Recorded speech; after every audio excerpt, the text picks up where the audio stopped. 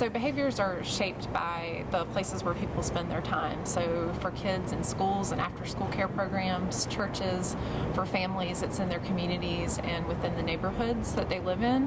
And what we know is that if people don't have healthy choices, they can't make a healthy choice. So these organizations are doing everything possible to give children and families opportunities and making it an easy choice. We're kind of stuck on an island out here. We don't really have access to public bus service. We don't really have anywhere to walk to for recreation or for healthy eating or that kind of thing. So I guess you're on a food desert or physical activity desert.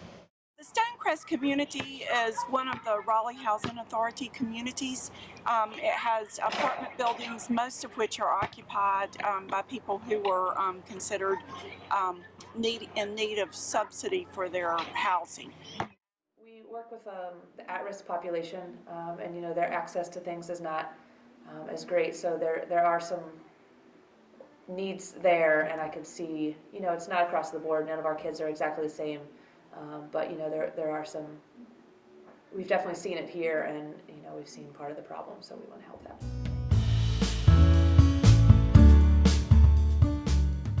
We began as a community garden. And there was a team of 3 youth from the neighborhood who were employed by Interfaith Food Shuttle to manage the garden, and they learned a ton of farming skills and things like that. And over time we got feedback from the community that they'd like to have smaller plots that were easier to access. A lot of folks here are on disability, they can't walk very well, they're just not terribly mobile, or a lot of very pregnant mamas and stuff like that. And so folks were like, can we have something that's closer that we can keep an eye on and that can just sort of be our little plot. And so we transitioned the model to fit the community's needs that way.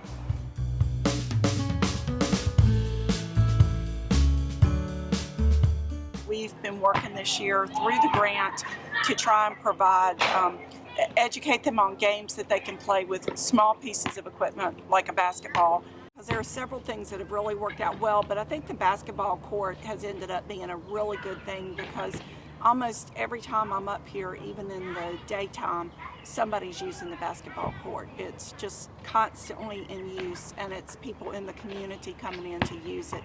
The cooking class is based on teaching recipes and ways of cooking using budget items that are nutritious. So it combines the fact that you have a low food budget with staying nutritious, not just turning to junk food.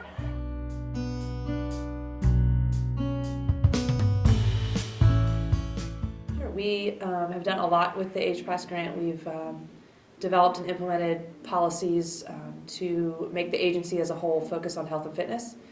We developed a healthy eating policy that kind of outlines some things that need to happen at each event, sponsored event, activity that we host or that the agency as a whole is involved in, as well as a physical activity policy that kind of mandates some opportunity for physical activity throughout meetings, events, and activities as well.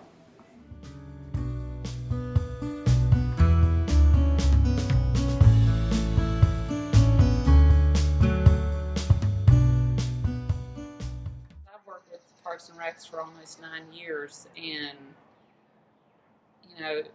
we didn't really have anything out at the Zebulon Community Park when it first started. I mean, there was nothing out there, just the baseball fields and a playground. So I mean, that's a huge increase. I think we've seen a lot more people utilizing it, and I think there just was a need for that. I mean, you go to Raleigh and there's tons of places to go for a walk and stuff. But here, there was no place to walk other than just in town, like on the main street and stuff like that. So this has given families an opportunity for a place to take their kids to go for an evening walk and not have to worry about traffic.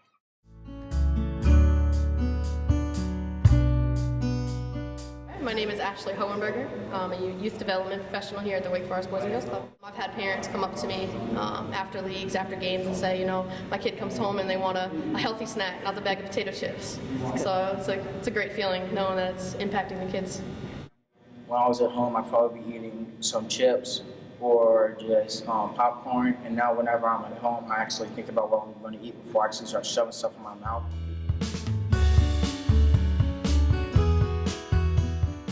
we've been doing this now since, well, for 3 years, and we've had some of the same kids come in from the very beginning, and they're still stuck with it.